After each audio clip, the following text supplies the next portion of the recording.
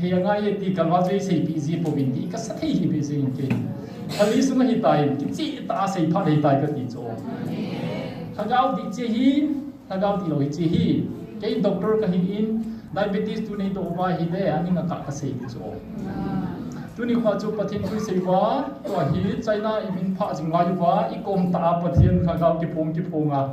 mi pin pathin Lhagao he tia sei se ya ale pitinga a hi ti thelo ham ki chi theu win ti ti je mo chu dik ta poi ka te hi sia chu first John chapter verse 2 chu answer ho ma he next step guidance ki pe ho by this you know the spirit of God every spirit that confesses that Jesus Christ is come in the flesh is of God Lhagao ta powin pakai Jesus Christa chu ta sa hung pina mi ma hung pin thu hang sei phong le Lhagao chu pakaya kun hi ti het chet na he ti cho